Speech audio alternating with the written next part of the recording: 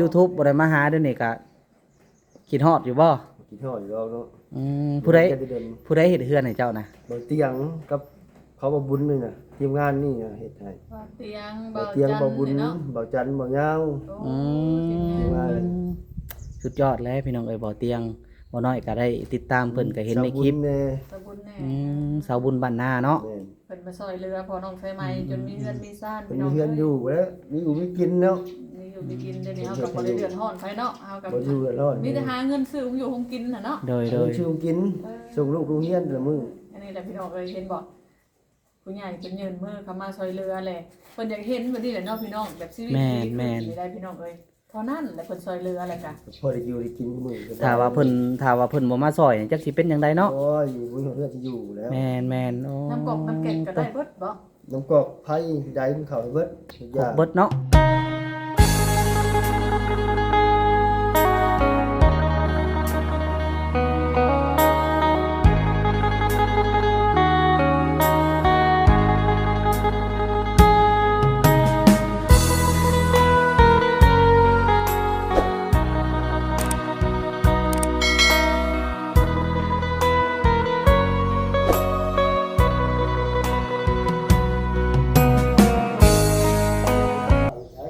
สบ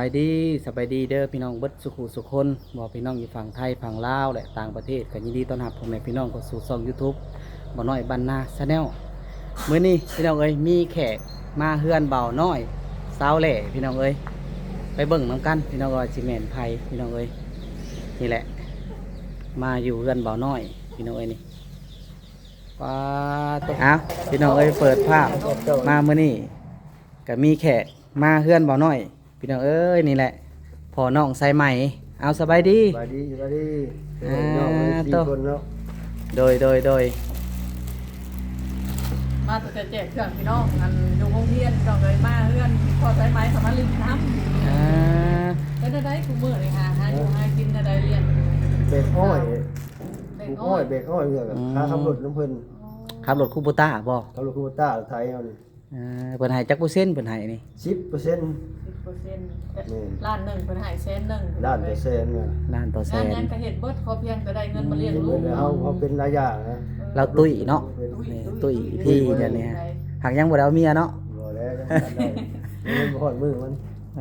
อยู่เลี้ยงอยู่น้ำลูกก่อนเนาะลูกก่อนลูกสาวอายุจักปีเลยเขาเรียนป.ใด9 ปีนี่อยู่6 ป .4 6 ป .4 เพิ่นก็เรียนเก่งอยู่ได้เนาะได้อยู่ได้เรียนน่ะได้อยู่เนาะเพิ่นแพงโพดได้พี่น้องได้ลองใช้มานี่ค่ะโอ้ว้าวเป็นได้ YouTube บ่ได้มาหาเดี๋ยวนี้ก็คิดฮอดอยู่บ่คิดฮอดอยู่แล้วเนาะผู้ใดเฮ็ดเฮือนให้เจ้านะบ่เตียงกับเขาบ่บุญนี่น่ะทีมงานนี่เฮ็ดให้บ่เตียงบ่บุญบ่จันทร์บ่ยาวสุดยอดเลยพี่น้องเอ้ยบ่เตียงบ่น้อยก็ได้ติดตามเพิ่นก็เห็นในคลิปสาวบุญแน่สาวบุญบ้านนาเนาะเพิ่นมาซอยเรือพอน้องไฟไหม้จนมีเงินมีซ่านพี่น้องมีเงินอยู่แล้วมีอยู่มีกินเนาะมีอยู่มีกินเดี๋ยวนี้เฮาก็บ่ได้เดือดร้อนไผเนาะเฮาก็บ่อยู่เดือดร้อนมีแต่หาเงินซื้อของอยู่ของกินน่ะเนาะโดยซื้อกินส่งลูกโรงเรียนแต่มื้ออันนี้แหละพี่น้องเอ้ยเห็นบ่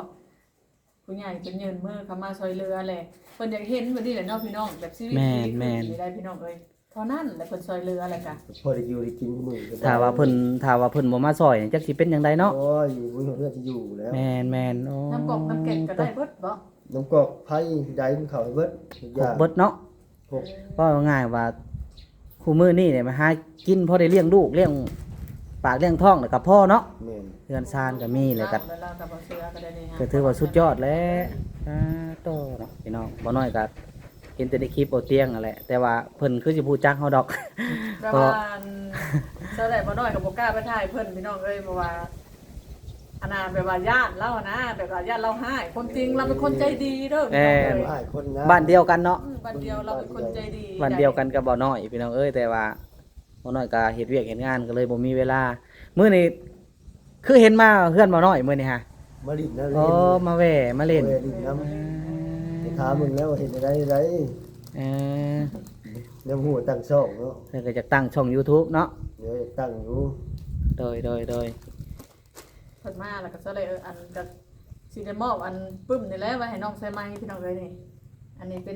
ป็นของขวัญให้บ่น้องใช่ไหมนี่ เลย ใส่กระโซเพราะว่าบิ๊กนะบิ๊กเบิ่งบิ๊กกันนี่มันเหลือหลายแต่ว่าเสาแหล่มอบมาให้ทางโรงเรียนนะพี่น้องอันนี้เดี๋ยวเสาแหล่เอามาไปไว้เคียนแต่ว่าพอน้องใช่ไหมมาเสาแหล่ก็สิมอบมาเพิ่น ใจลูกน้อย ให้ลูกเนาะ อ่า ขอบใจทางผู้ใหญ่ทางฝรั่งเศสที่เพิ่นฝากมาให้พี่น้องเอ้ยนี่นะก็เลยก็ได้แบ่งปันเอาให้อันพอน้องใส่ไม้เอามาให้น้องใส่ไม้พี่น้องเอ้ย คือ เจ้า ว่า อวยพรเด้อทางนาบ่าวอยู่ทางฝรั่งเศสกับนาสาวที่เป็นพระพรให้ได้แจกจ่ายล้นเรือเนาะแม่นจนได้เอามาให้พอน้องใส่ไม้อีกขอบคุณพระ พอ เจ้า น้องสายไหมคนดังโตบ่คิดบ่พันบ่พก เท่ากับบ่กล้าไปหา แม่ โตเลย โอ้ยญาติเขาเรียนไปเนาะไปแล้วหาลูกทางเพื่อน ก็ยินดีต้อนรับ จัก เนาะ ก็ว่าญาติเฮาเนาะ เขาเป็นคนเป็นแบบนั้น บ่น้อยเห็นแหละก็โอ้ยนิสัยเราพี่น้องเอ้ย ใช่เราก็ดีเลยพี่น้อง แม่น เลย นิ เขา สัย คน ใจ บอกโง่ชื่อหรอก แม่น เห็นแต่ใน YouTube แบบว่าคนอื่นว่าพอน้องใช้ไม้แบบนั้นนั่นนี่นะพี่น้อง แม่น แต่ว่าเรานิสัยดีได้เบิ่งแน่ เขาคิดไปเองเขาหรอก ตอนนี้บ่ อืม บ่ได้มีผู้ใหญ่ใจดีแบบเข้ามาอันแบบถ่ายนะ แต่ว่าเราก็สามารถเลี้ยงลูกได้พี่น้องเอ้ยแบบรับผิดชอบชีวิตของเราเองได้นะ แม่น โอ้ชุมชนมาหลายปี สื่อส้น โด เนาะ ย ดุนอย่างเดียวเลยทน เฮาประทับใจนะหนึ่งเจ้าค่ะเจ้าเป็นผู้ชายกับเจ้าแบบว่าเลี้ยงลูกแบบว่าแบบ เฮ้ยผู้เรียกเนาะได้ซะ เฮาก็ยอม บางคนนี่ รับได้ จะเลี้ยงบ่ได้ได้บางคน บางคนนะ ถ้าว่า เสลเห็นหลายคนแบบว่าทิ่มลูกทิ่มเจ้ามานะ ขายลูกไปกับมีเนาะ โยจะขายจะได้ลูกเนาะ แม่นขายแบบ แต่ว่าเจ้าพันแห้งลูก แม่น เราพาลูกไปหลิ่นวัดตะปือพี่น้องขี่รถจักรไป2 มื้อผู้จะทอดอ่ะโอ้ย สองมือสองคืนเลย สองมื้อสองคืนเริ่มเลยจะมีหมู่บ่อยู่ผู้ค่ะ นี่แหละหมู่ โอ้ หมู่เขาหลาย หมู่ทุกคนน่ะได้ แล้วตะปือก็มีปักช่องปักเซ่แห่งหลาย น้องสมัยเราสิเป็นคนฉลาดเนาะเราเฮียนก็คือสิเก่งได้น้องสมัยนี่ถ้าเห็นในคลิปบ่เนาะเห็นในคลิป เขาไปจับโทรศัพท์ได้ อืม เมื่อเร่งทางเขาโทรศัพท์ อืม เขาจะไปเติมเงินไหนเถื่อนน่ะ เดี๋ยวบ่น้อยเฉลยมีโอกาสเป็นเอาไว้ที่มีเวลาได้สิไปเยี่ยมไปยามเพื่อนเพิ่นบ่น้อยก็ยังบ่เคยไปจักเทื่อบ้านเดียวกันแต่ยังบ่ได้เคยไปสัมผัสบรรยากาศ เดินจากมือเดี๋ยวว่างไปเนาะ เดี๋ยวสิไปกินตำหอมบุหุงซุ่มกันจักมื้อเนาะ ปิดไปได้มาถูกเนาะ เดี๋ยวสิให้น้องใส่ไม้ตำบุหุงสู่กินแล้วแบบนี้พี่น้องเอ้ย ให้พอน้องใช้ไม้แล้วตำ ได้ไม่ยาก คันยันแต่เจ้าคาเวียก็แล้วไปขับรถยังขับรถบ่ได้ ไป นี่ เลยเขาเบรกโอ้ยมื้อนี้รถโรงงานตาย อืม ไปอ้อยใช้รถใหญ่ฮะ จะรถยูโรบอกคำนี่ โอ้มื้อหนึ่งเสียโอ้บรรเทาตันอ้อยเขาสิไปให้อันนั้นไปหามาแก่งเฮาเด้อ มือละ3รถ2รถ อ๋อ รถหนึงเท่าไรเขาจะจ้างกัน 80 เจ้า 8 2 10 เจ้าแบกอ้อยนี่ พี่น้องเอ้ยนี่รถสำรถมาน้อยรถดีบโลนี่แหละ 4ตัน รถหนึง80,000 นี่รถมาน้อยนี่แหละ เรา เพิ่น ทำจ้าง มื้อละจักรถเกาะ 3รถนี่แหละ มื้อละ3รถ มื้อหนึ่ง240,000 แต่โอ้ย รถหนึ่งจักพัน 80 80กินอยู่น้ำเพิ่นเนาะ กินเอาเองแหละ กินเอาเองบ่ ตอนเพลเขามากินเพื่อนทั้งเบรกครับ ถ้าเป็นถ้าถือไปก็บอกว่าดอก40-50,000เนาะ บอกว่าเดี๋ยว ถือว่าเจ้าแบกอันรถนี่ให้ได้4ตันบ่เพิ่นกะว่า 4ตันที่ตันปลายไปแล้วเรียมรถยูโรมันใหญ่กว่าคนใดเลย ถือว่าแข็งดุมันขยัน น้องใช้ไม้หาเงินมื้อหนึ่ง200,000ปลายผู้ใดพี่น้องเอ้ย ก็มาได้ได้คือไม่ได้ก็ไม่ได้เนาะคือมันอยู่โรงงานตายก็ไม่ได้ เออ เอ้าโรงงานตายบ่ สาธารณเลย อะไร เพื่อ แสดงว่าตอนนี้หยุดอยู่เนาะ หลังจากแบกอ้อยแล้วนี่ เจ้าไปเฮ็ดหยังบัดนี้หลังจากเก็บเกี่ยวอ้อยแล้วนี่เข้าโรงงานแล้วนี่ มีผู้จ้างมาทางใหม่ก็ไปต่ออยู่เลย เฮ็ดหยังก็เฮ็ดแบบ เฮ็ดเบิดนะ จ้าง ใครมีผู้ใดจ้างเฮ็ดหัวเฮ็ดชวนนี่นั่นก็ ไปเบิด หับเฮ็ดเบิดเนาะ เบื่อยากเขานะ ยำให้ยำหน้าได้บัดนี้ เห็ดหน้าเขาสาว อืม สาวอะไร สวัสด โอ้ได้จักสอบไปนี่ ได้เข้าชิปปลายชอบนี่ กุ้มแล้วสอบเนาะกุ้ม เพิ่นแบ่งให้บ่ เบรกให้ บัดไปปั่นไปบินจักรไปบ่ บ่ได้ไปไปเข้าไปขับรถทางจุดนี่ อืม เจ้าเนาะสิยาขยะเนาะ แม่น เฮาเราบ่ฮู้เนาะ คุณ สั่น ยา ก็ไปหาตัวแล้ว อ๋อครับอันรถอันคูโบต้าน้อยฮะแบบอันขาหญ้าในร่องอ้อยเจ้าบ่ครับอันน่ะ แม่น เอา โอ้ ครับ คือว่า เฮ็ดเบิดเนาะ เอาเบิดทุกอย่างเนาะ บ่ได้อยู่ นี่แหละพี่น้องเอ้ยนี่บางคนก็ว่าจังสั้นจังซี่นี่บ่าวน้อยมาเห็นนี่ก็เห็นแต่ในคลิปของคนอื่นพี่น้องเอ้ย นั่นบอก เห็นเราเป็นคนดุเด้พ่อน้องสายไหมนี่นี่แหละคันเฮาบ่ได้เห็นบ่ได้คุยบ่ได้ร่วมกันกับบ่ฮู้นี่แหละพี่น้องเอ้ย บางคนแบบว่าแนบเฮ็ดแล้วตัดสิน แม่น นะ สัมภาษณ์เขา ตัดสินแบบ แบบญาติเฮ็ดแล้วโตใหญ่แล้วญาตินะพี่น้องเอ้ย คิดเองเขาเลย นี่แล้วนี่เกี่ยวข้าวเกี่ยวน้ำแล้วก็เฮ็ดเวียกทางอื่นมีบ่อนเพิ่นจ้างเพิ่นหยังกับเฮ็ดเบิดทุกอย่างนี่แหละเขาเอิ้นบ่เกียจงานเลยบ่เอิ้นเงินใช้เนาะ จำหน้าเกี่ยวเขาบัดเขาเลย แม่น เป็นเขาไปเบิดเลย ยาม เมื่อ นั้น เที่ยวกับเมื่อยเลยท่อกันเลยเดี๋ยว เจอกันท่อเพราะ ถึก โอ้เมื่อยแล้ว ก็คือเห็นหน้าลูกกันแล้วเนาะ โอ้บ่เห็นบ่ได้กินแล้วสองปากกูได้ แม่นนั่นแหละ ไปเที่ยวกับมื้อละ10,000 20,000 ไปให้ได้ เอาให้ไปมื้อเช้านี่ อืม 5,000ไปติดหนี้อีกนี่10,000เลยอ่ะ อืม ไปเที่ยวมากินกับเปียกอยู่เรื่องผลิตนี่20,000เนี่ย แปลว่าลูกคนอื่นเขาได้กินเฮาก็บ่อยากให้ลูกเขาแบบว่าหิวเนาะ เอา แม่ ดูได้เอาลูกเลี้ยงก็สิให้อยู่นอนเนาะ แม่น แล้ว แห ก็ ละ เลี้ยงลูกกุ้มบ่ว่า แม่น บัดนี้ได้จ้าทางแม่น้องใช่ไหมได้เพิ่นก็อันนั้นบ่ได้มา บ่ได้ติดต่อมาบ่ จังเขาเอาคูเป็น ญาติว่า ใส่ เพิ่นก็แบบว่ามาหาลูกเพิ่นบัดนี้ บุก ถ้าคือว่าเพิ่นซื้อรถถีบให้มันกินนี่เนาะ คือขี่ไปคือเฮือนแล้วลูกขี่ครับ อ๋อ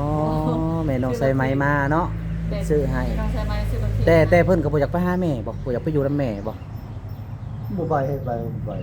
เขาบ่ได้ห้ามเลยไปก็ไปอยากมาก็มา เจ้าพายไปหาเนาะ ไปยังไม่อยากไปแม่เขาต้องห้ามบ่ได้ลูก ห้าม แม่ บ่ได้แต่ว่าอยากเอาไปอยู่นำนี่เฮาบ่ให้เนาะ โอ้ไทยแล้วลูกเขาเลี้ยงมาที่นอนที่ไหนครับ แต่ว่าไปมาหาสู่กันนี่บ่ได้ห้ามเนาะ ห้ามนะ อืม ลูกเป็นคนกลางเนาะ อยากไปหาลูกก็ไป แม่น อยากไปหาไปเล่นน้ำแม่ก็ได้ แล้ว เนาะ แต่เขาแล้วแต่ลูกเขาห้ามบ่ได้นะ เด็กพี่น้องเห็นบอกเราใจเรานั่นได้ หรือว่าเขาจะไปกีดกันเราไปหาแม่มันบ่ แม่ แม่ นแม่น แต่บ่มีเขาลูกเขาก็บ่ได้เกิดมันตัว แม่นแม่นั่นแห ลู ละ กเป็นคนกลางแต่เขามันขาดก็แล้วจบเลย แม่น เขาก็เห็นหน้าที่พ่อเนาะเขาก็เห็นหน้าที่แม่เนาะ เขาเห็นหน้าที่แม่ เออ ต่างคนต่างเห็น บัดเราใหญ่มาเนาะลูกเราสิ จะอยู่เลย สิมีบุญนั่นแหละเจ้าก็ลูกได้สิเบิ่งสิแยงเบิ่ง โอ้ยสาธุเลย เรียกน้องใช่ไหมแพงเจ้าใดๆเนาะตะกี้เฮ็ดคือเฮ็ดจอดตะล่อนเนาะตอนยังน้อยป้า ข่อยก็เห็นแต่เจ้าอุ้มลูกก็แล้วเนาะตะกี้เนาะเห็นอยู่อุ้มไกลทางในบ้านเนาะเฮาก็บ่กล้าถามหั่นน่ะเห็น เราบ่ได้ป้าลูกเราเด้อพี่น้ ญา อง ติ เอ้ย อุ้มต้อง หลายค ต้อน ง ก็ญาติญาติเขาเนี่ยโอ้เห็นเฮาญาติ แม่เบิ่งหน้าคือโหดเนาะ คือว่าโหโอ้ยเฮาหน้าไม่ซื้อ หน้าในนี่เนาะ หน้าใจมันไปนำกันนะใจอย่างหน้าอย่างนี่เนี่ย เฮาก็อยากหน้าหวานๆคือหมูแล้วเนาะ บางคนหน้าตางามบ่ใจขี้ไล่ก็มีเนาะ เดี๋ยวใจขี้ไล่ เออแม่นั่นแหละพี่น้องเอ้ยนี่แหละ กันหน้า เออ ตา น่ะ บ่ได้เลย คนเฮามันบ่ได้ตัดสินเรื่องหน้าตาเรื่องแต่งกายเนาะบางคนนี่แม่นบางคนแต่งตัวดี มีรถขี่รถใจมันบ่แบบนั้นก็มี แม่นบ่แหละ แม่นโอ้คักพี่น้องเอ้ย เจ้าก็ปลูกผักปลูกหมี่บ่ได้เฮือน มันมีคนปวดปลูกไว้เพื่อนเอาดินลมจะเพื่อนเลย ข้างๆเฮือนเจ้าหาเฮือนไผ เป็นไม่อ่ำอยู่บ้านโน้นตอนนั้นได้บนเพิ่มว่าเนี่ย เจ้าก็มีหมู่แล้วบัดนี้เนาะ เรามาอยู่กับมีและหมูเราบุทันมาอยู่ หมดแล้ว ถึงเมื่อเราจะมาอยู่ บ่เฮิงดอกราศีพร้าวเฮ็ดราศีพร้าวขับบ้านประตูนี่เด้ได้ยินบ่พี่ว่าอยู่ ยังอยู่เราบานประตูเนี่ยนะสองบาน ในหมู่แล้วบัดนี้ ดินเท่าล้มจะเพื่อน10 คูณ 3 เมตร เอ ปลูกใช้ได้ เอ้าคือว่าดินเขาระบาดก็คือกลัว โอ้ยบืดเล็ดจอบดินเขา ก็บ่ เขาบ่ใหายเนาะ สำนักเขา แม่นแด้ มีบ่อยู่ก็เฮา มื้อหน้ามื้อในเทื่อ เป็นหายสำนักเอาสำนัก มื้อหน้ามื้อในเนาะ มื้อหน้ามื้อในลูกสาวตัวใหญ่พุ่นเลยนั่นค่ะ มื้อหน้ามื้อในเพิ่นลูกสาวใหญ่มาเพิ่นมีเนาะ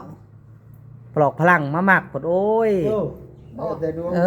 บ่พลังก็อย่านะคนเราคนนี้เนาะคะแนนเขาหักลูกเขาเนาะ เขาหักลูกเขานะ บ่ได้อาศัยบ่ได้อาศัย เราหักแพงกันเนาะ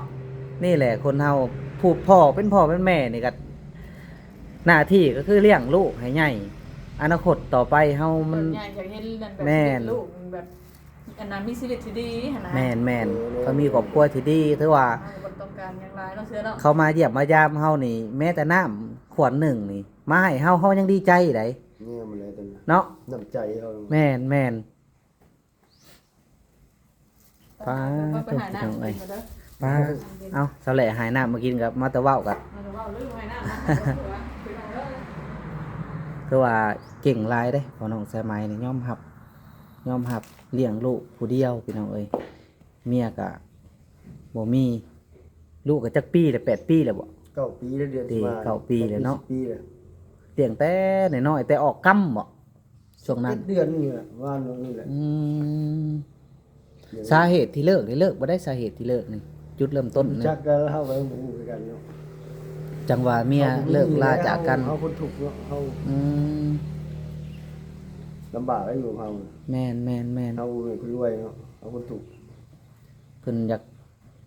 หาคนที่ดีกว่าเพิ่นกับ ไปในนี่แหละพี่น้องเอ้ย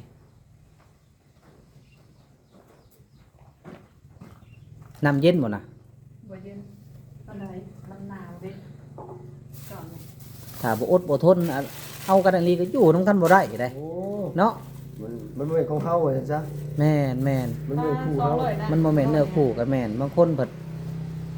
หั่งมีก็ยังปะกันก็มีเนาะ หอดมือมันก็บ่โทษพายุ แม่นแล้วเมื่อมันเข้ากันบ่ได้เนาะ ลงไว้ลงมัน แม่นป้าโตน้องสมัยทำสิเขียนล่ะบาด พุ่น นี้ ก็ได้แล้วได้อยู่พวกหา ว่าอะไร อีก1อันพุ่น1อันขนมพุ่นละ เห็นอยู่ 2 อันหนึง น้ เอามาอ้าง เพิ่นเอาไปอ้างบ่ โอ้เพิ่นเอาไปอ้างพ่อได้เนาะ ไปส่งยา โอ้จักมือสิมือว่างๆต้องมือว่างตัวว่างนี่ต้องวันอาทิตย์ ว่า คิดอยู่แล้ว ว่างเนาะ ว่างไว้ก็ไปแล้วให้มีเพื่อนรู้สึกเลย ไป วันธรรมดาเฮา ไป ไปเที่ยว ตำมะหุ่มมาเคยซุ่มกันเนาะ เอาจันทร์เสาร์ทำเฮ็ดเที่ยว นายมันแหละ เฮาบ่อยู่แล้วเพื่อนจังได๋เฮาอยู่เฮาเบรกเอาไว้แล้วเรามา แสดงมาพอจะไม่หาเงินบ่ได้อยู่เลยมีเงินสิแต่งเมียได้พี่น้องไปเป็นผู้ชายมัดพี่น้องเอ้ย คันมีผู้มักก็จะเอาบ่มีผู้มักก็ ปล่อยเอาได้ เอาเนาะคันเขามักเขาแพงลูกเฮานํเนาะ เอาเฮาเอาลูกเฮานำแล้วเนาะ แม่นเอ้ยเขาก็แพงอยู่ดอกผู้หญิง พ่วงนี่ชื่อเพื่อนแคมซ่าก็ดีว่าเลย แม่นแล้วเนาะได้ถึงพ่อได้ถึงลูกเราก็ ลูกเขาก็เลี้ยงใหญ่สบาย เราใหญ่สำบายแล้วน้องสมัยบ่แม่นรุ่นเดียวกับเท่าพี่บ่ยฮะ หมดรุ่นเนาะ รุ่นน้องเหมือนพี่ปีหนึงเนาะ ปีนึง อืม แม่นบ่ ปีหนึง ผู้น้อยเฮาเด้ ปห้าเนาะพี่น้องสมัยปสามปสี่ปสี่ไล่กันปีเดียว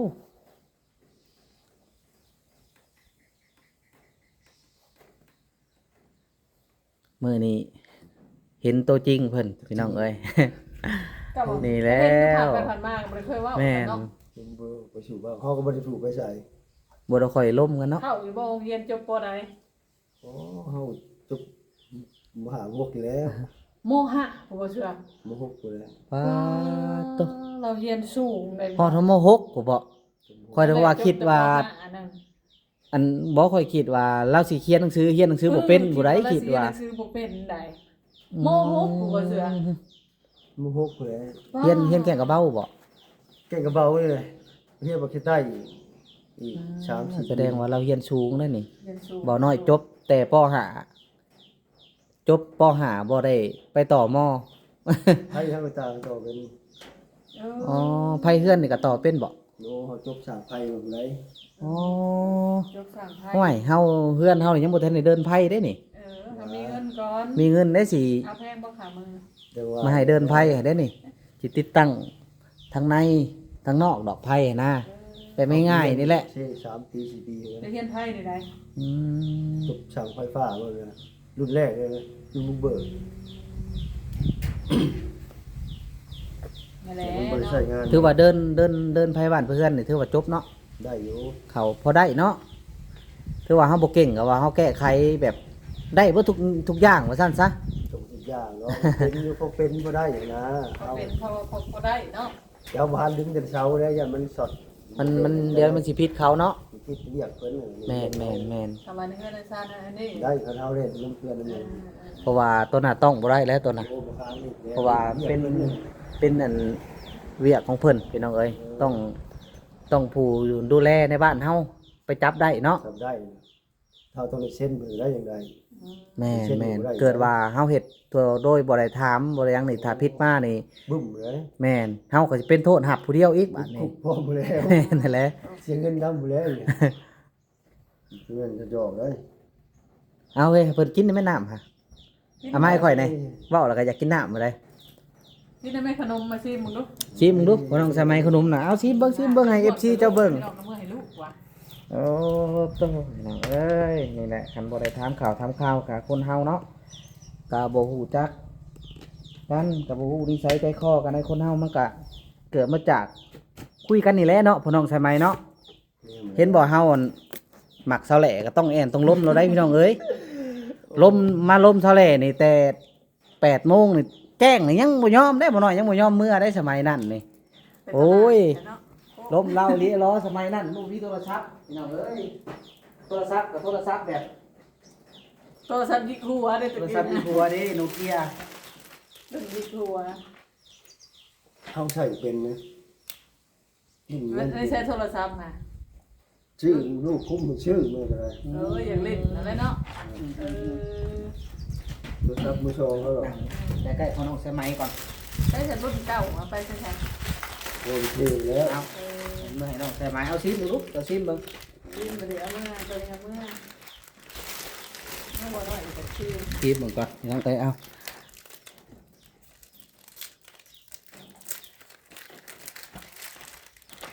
เราคนดีใจคนเมื่ออ้างพอเอง เขาไปโรงเรียนเลย จะไปเจาะเป็นว่า นะครับเอาได้แต่มือหนังขี่ไปโรงเรียนได้ขี่แล้วขี่ ตัวที่มาบุกพี่เอง มีรถถีบแล้วบ่ยอมขี่เนาะ บอก ตัวที่แม่เป็นชื่อให้เนาะ แม่มันชื่อให้ก็ไปหาแม่จอม แล้วก็จบอยู่นอกเราแต่เนาะ ตัวเท่ามันชื่อให้หัวแม่เลย ครัวแม่ชื่อให้ เป็นยัง เรารวยดีเนาะเราจะมีเงินได้ ทำไม่เงินนะเขาว่าผมมีเงินทางเช่ากินเช่า เดี๋ยวนี้กินเดี๋ยวนี้ นี่อยู่ได้ ก็โมเห็นนะว่าหาสาวกินคำกับหาสาวกินคำก็ยังว่าเนาะโยอันนี้หาเดี๋ยวนี้กินเดี๋ยวนี้เนาะ มาที่นี่กินนี่อยู่ได้ ที่แต่ว่าบ้านเฮามีเวียกเฮ็ดเนาะ โอ้เรื่องเห็ดหลาย เวีย บาก ท หลายบ้านเฮาว่าง่ายอ่ะบ้านเศรษฐกิจก็แม่นเนาะอย่าปลูกอ้อยแล้ว ลงหน้าเนาะ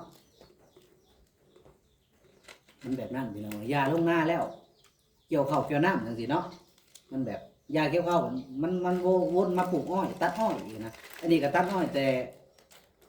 นับแต่เดือนนี้จนถึงเดือน3เลยเนาะเดือน3บ่เดือน3เดือน4บ่อ้อยบ่ มีสามเดือนที่เดือนนั่นตลอด พักอีก2 เดือนก็ลงหน้าเนาะอันนี้ เราไปเก็บเงินแต่ช่วงนี้เนาะ แม่เก็บเงิน ก็ เดือน โก นี้ ยเอาหนะ บ้านเฮาอีหยังก็แพงมื้อนี้ ว้า กับข้าวกำนังก็แล้ว เงินแสนเงินชิปมือ แม่เป็นงัวนี่ยังคงก็ได้เด้อนี่ ว่าโลโลเป็นหาชิปก็ จากนัวหาได้ หา จาน 60,000 ปลายพันอยู่ชิปเลย แซ่บพี่น้องขนมมื้อนี้บ่น้อยก็ยังบ่ได้กินแต่มาไป ซื้อ แจก มาครับบริษัท ไปแจกนักเรียนเจ้าขนมมื้อนี้บ่ เดือนมันเนาะ แบบคล้ายๆหอยกี้เนาะ ถอดมัน กรอบมัน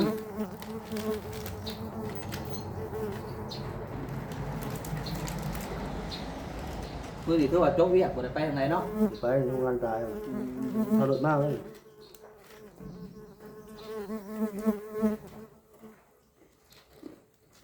รุ่นของงานเปิดไปอีกแล้วนี่เนาะ ไปอยู่แล้ว ตัวาแบกอ้อยน้ำรถอันไอ้ค่ำเนาะ ตัวที่ชื่อชีพบนบ้านนะ อ้อยบ่น้อยตัดนั่นแหละที่หามานี่ มาแก้ มาแก่ให้มาอยู่บ่ มาบอกเจ้าของรถเข้าไปได้เนาะ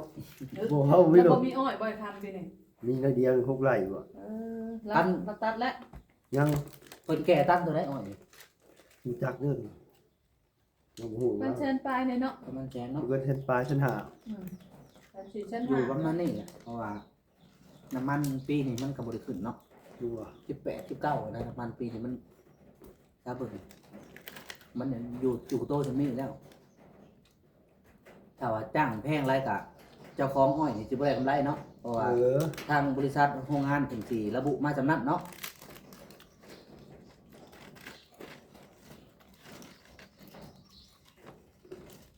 พี่นะ จบแล้ว เงาได้พี่น้องเอ้ยเอาคลิปนี้ก็ได้คลิปนี้ก็ ยาบ้านนอกนี่ แม่นมื้อนี้ก็บ่น้อยก็ขอบใจพี่น้องสายไหมเด้อได้มีโอกาสได้มาล้มกันพี่น้องเอ้ย เลยมาลิ้นเห็นกันเจ้า บ่เคย อยู่ ล้ม บ้านเดียวบ่เห็นกันเกี่ยวเลยไปมาสิ บ่เห็นอยู่อันทางมาในเพจเฮานะเขาคิดว่าน้องใช่ไหมน้องใช่ไหมก็เขียนหนังสือเก่งแท้ว่ะ พอน้องสายไหม ใช่ไหมว่าเฮา เป็นเพื่อนกับเจ้าเหรอ แม่น เห็นเกี่ยวรู้เลยเห็น ก็เลยขับมาเป็นหมูเนาะ เพื่อนกันแม่นหักแพงกันเด้อหักแพงกัน ไปเลยไม่ได้โทรหากัน แม่นมีแต่คลิปนี้ก็สิขอจบเด้อพี่น้องเด้อคลิปหน้ากับพวกพ่อกันใหม่ขอบใจพี่น้องเด้อผู้ที่เขามารับชมซ่องเบาน้อยบ้านหน้าแล้วก็ สิช่องบ่บ่ด้วยมา แม่ฝากพ่อแม่พี่น้อง เขาไปติดตามของน้องสมัยเด้อเพราะน้องสมัยก็เห็น YouTube บ่ บ่ตั้งช่องใหม่ อ๋อว่าติดตั้งซ่องเนาะ ยังบ่ทันถ่ายคลิปลง แม่นเอา ฝากพี่น้องคนตั้งช่อง FC มาติดตามนี่ ตั้งซ่องมื้อใดแหละบ่น้อยได้ไปหาแหละจังสิแจ้ง FC ทางพอน้องสมัยที่ผู้ที่เขาเบิ่งน้องสมัยแหละ FC เพิ่นหลายน้องสมัยก็ได้เนาะให้พ่อแม่พี่น้องติดตามกันพี่น้องเอ้ยเอ้าคลิปนี้ ช่อง ก็ เก่าฟ้าเลยตั้งช่องให้บ่รับผิดชอบ โดยมีแต่ตั้งใหม่ ตั้งใหม่ตั้งเองตั้งไว้ตั้งเอง โอ้ยเจ้าน้องพี่น้องทุกคน เจ้ากับพ่อเด้อ ของ พี่น้อง ฝากน้องใช่ไหม ใจขอบใจ เจ้าโทนเด้อสู้ๆเลี้ยงลูกกันจะหน่อย สุด ฮะ ยอด ย่อย จะห เล น่อย ยฮะสิสบายเลยจะหน่อยฮะ เอ้า มันใหญ่มากแล้ว พี่น้อง เขา คลิป สิ นี้ เป็น ก็ ผู้ ได้ ดูแลเฮาบัดนี้ตอนนี้เฮากับเมื่อยแน่ดูแลลูกตอนนี้ เลย เนี่ยมาเลย เมื่อยแล้วผู้เดียว เมื่อหน้าเฮาหักสิสบายดอก มีสบายเลย แม่นกดสบายนะกดก็ได้ ไปหมดแล้ว เอ้าพี่น้องเอ้ยสำหรับที่นี่สบายดี